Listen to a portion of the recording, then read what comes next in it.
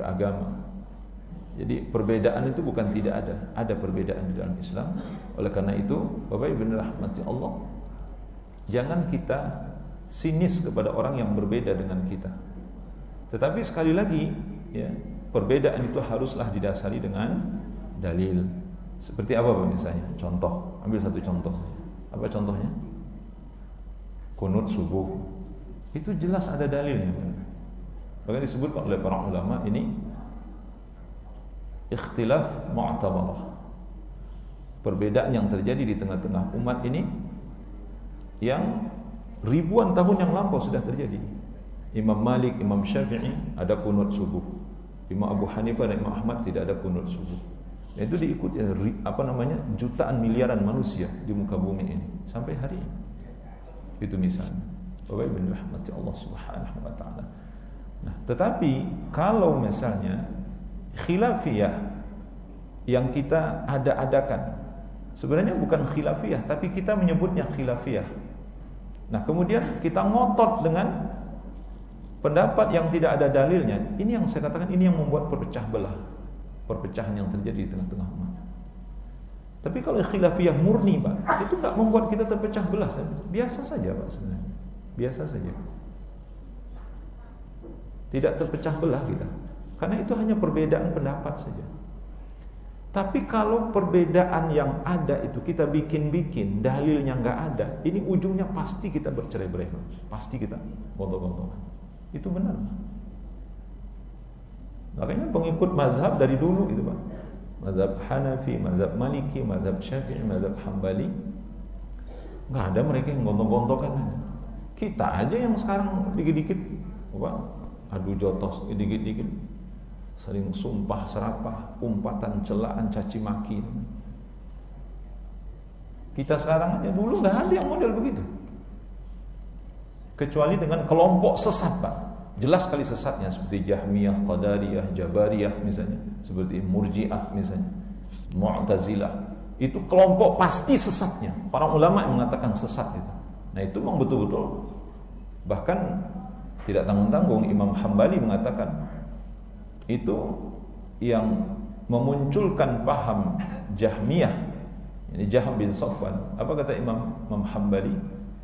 Jahm bin Safwan kafir karena dia telah terlalu jauh menyimpang di dalam memahami nama-nama dan sifat-sifat Allah Subhanahu wa taala. Ini jelas kelompok sesat, Pak. Tapi kalau mazhab Syafi'i, mazhab Hambali, tak sepatutnya kita saling menyakiti satu dengan yang lainnya. Ya kalau kita nggak paham kita tanya. Kalau nggak paham nanya. Jangan sok tahu. Nah, persoalannya agama ini menjadi runyam. Apa masalahnya? Karena orang bodoh terlalu banyak ikut berbicara.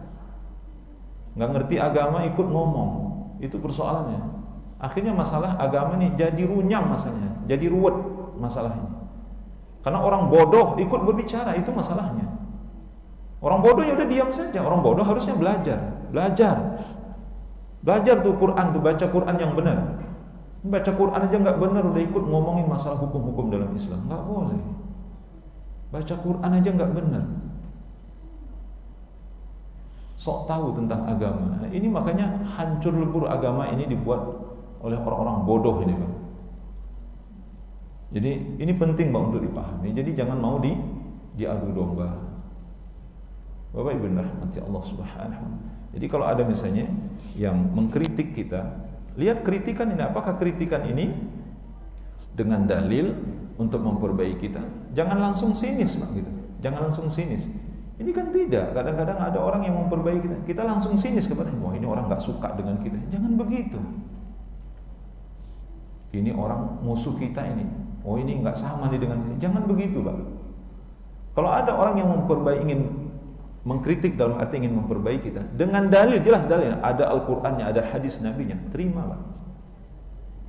Nah kalau ternyata nanti kritikannya ternyata bisa kita bantah dengan dalil yang lain, monggo silahkan. Tapi jangan itu dijadikan alasan membuat kita menghina, mencela orang lain yang kebetulan dia tidak sejalan pemikirannya dengan kita. Bapak Ibu rahimahullah.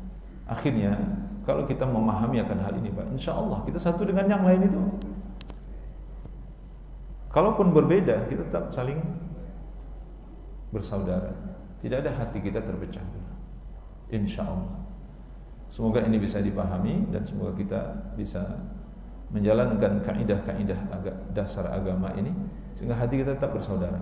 Hati kita tetap bersaudara walaupun kita berbeda. Semoga Allah Subhanahu wa taala senantiasa memberikan rahmatnya, hidayahnya dan taufiknya kepada kita sehingga kita bisa berpegang kepada manhaj salaf, manhajnya para sahabat, para tabi'in dan tabi'ut tabi'in. Wassallallahu ala nabiyyina Muhammad wa ala alihi washabbihi wasallam. Subhanakallahumma wa bihamdika asyhadu an la ilaha illa anta astaghfiruka wa atubu ilaik. Assalamualaikum warahmatullahi wabarakatuh.